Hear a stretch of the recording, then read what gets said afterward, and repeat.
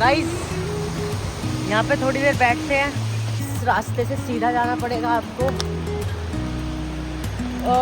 तुंगनाथ के लिए, और अगर आगे से लेफ्ट हो जाओगे तो केदारनाथ आ जाएगा। और यहाँ पे आपका बर्ड सेंचुरी भी है। भाई डरावनी जगह है, डर लग रहा है, कीड़ा काटा कभी भी कहीं से भी निकल सकता है। देखना यार, जन्नत है। तो गाइस जैसे कि आप देख सकते हैं हम बर्ड सेंचुरी में जा रहे हैं। आवाज़ें बड़ी प्यारी प्यारी आ रहे हैं, बट ये डेंजरस है बहुत ज़्यादा। मेरी तो हालत ख़राब हो रही है डर के मारे। और यहाँ बच्चे नहा रहे थे, पता नहीं कहाँ चले गए। ये कुछ ऐसा नज़ारा है और मैं अकेला हूँ बिल्कुल। पर मौसम की वजह से मेरे को जाना पड़ेगा घर, क्योंकि यार ये समझ ही नहीं आ रहा बिल्कुल भी। अब बैठ गया तो पसीने आ गए, चल गया तो ठंड लगने लग रही है। सर्द गर्म का शिकार हो गया मैं। कोई नहीं, ऐसा कहते हैं ना कि पहली बारी में अगर चीज़ें ठीक ना हो तो नेवर गिव अप, तो वही वाला सीन है। अभी मेरी 2-3 दिन से तबीयत ज़्यादा ख़राब हो गई, लेकिन वो चेहरे पे नहीं दिख रही होगी आपको। जनरली बस यही लाइफ कि प्रेजेंट में है तो है।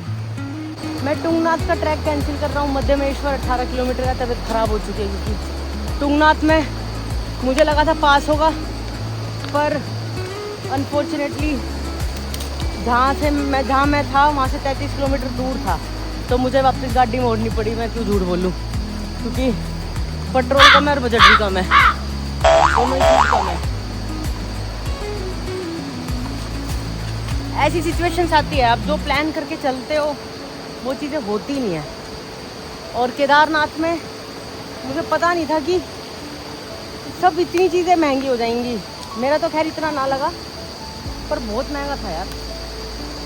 30 रुपए की चाय, 60 रुपए की कॉफ़ी, 100 रुपये का 100 रुपये का क्या था, 170 रुपये के दाल चावल, जो 20 रुपये के भी ना दो, 20 रुपये भी दो ना उससे दाल चावल के, तो आप कहोगे वह। अब आप ये मत कहना यार ऊपर तो ऐसे ही मिलेगा।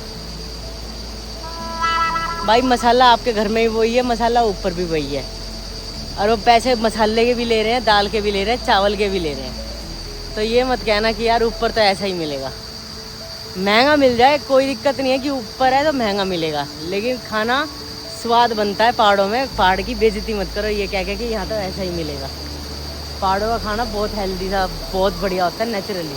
वो लोग जानबूझ के परेशान कर रहे हैं पब्लिक को, उनका टारगेट ही पैसा कमाना है। तमीज़ से भी बात करना नहीं चाह रहे, यंग है सारे, क्योंकि उनकी ईगो क्लैश हो जाती है।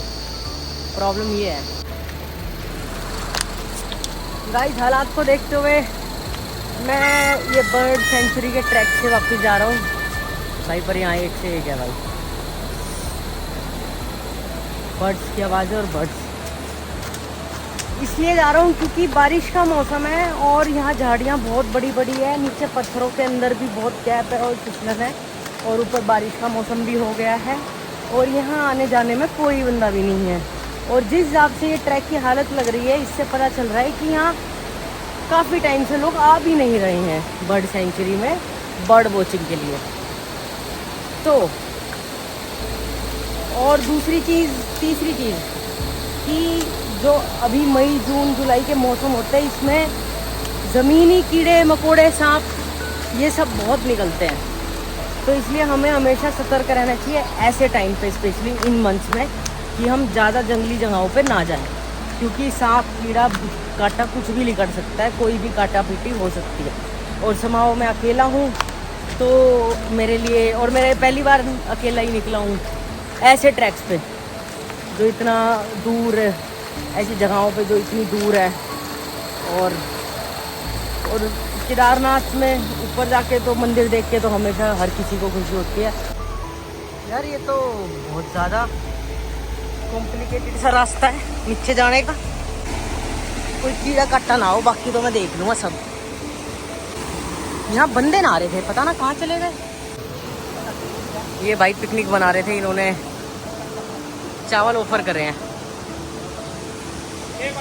बहुत अच्छी डेस्टिनेशन है दोस्तों। अकेले पहाड़ों की यात्रा सुनने में जितनी मुश्किल लगती है, उतनी ही आत्मा को सुकून देने वाली होती है। रास्ते में जब स्थानीय लोग मुस्कुराकर आपका स्वागत करते हैं तो उनकी सादगी से आपको घर का बना खाना खिलाते हैं और यूं मानो कि ऐसा लगता है मानो दुनिया में अभी भी अपनापन बाकी है सच में। और फिर माँ गंगा, उनके पवित्र जल में जब आप डुबकी लगाते हो तो भाई मैं कह रहा हूँ शरीर की तो छोड़ो, आपकी आत्मा की भी सारी थकान मिट जाती है। और जब उसके साथ साथ आसपास लोकल्स हो तो कहना ही क्या, दिल में एक नई ऊर्जा सी भर जाती है। ये नज़ारे, ये लोग, ये अनुभव मेरे लिए ये सिर्फ यादें नहीं थी बल्कि जिंदगी भर के लिए सीख थी एक।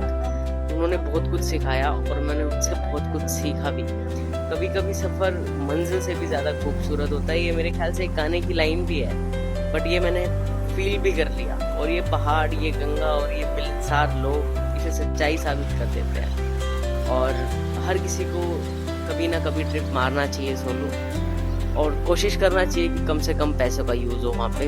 जब आपके पैसे कम यूज़ होंगे तो आपकी ईगो नीचे आएगी जो हेल्प मांगने के लिए दूसरे से आपको प्रेरित करेगी। और जब आप लोगों के एक्सपीरियंस देखोगे, लोगों से मिलोगे और उनके व्यवहार को देखोगे, तब आपको पता चलेगा कि जहाँ आप रह रहे हो रियलिटी वो नहीं है, ये दुनिया पूरी की पूरी आपकी है।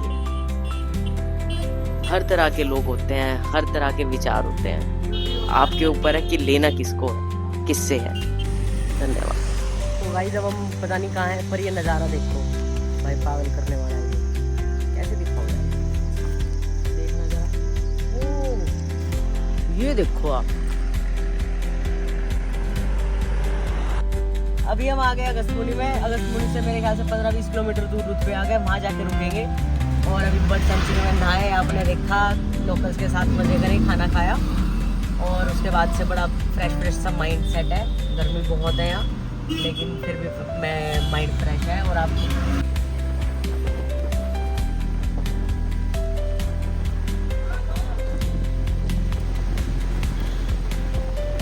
तो अब हम चल चुके हैं, यहाँ हमने आधा घंटा रेस्ट किया।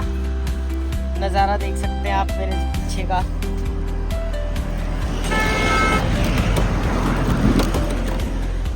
अब बैठते हैं अपनी शेरनी में और आगे की ओर प्रस्थान करते हैं। तो दोस्तों कुछ ऐसी अपनी ट्रिप सोलो, ट्रिप का नाम ही सोलो है।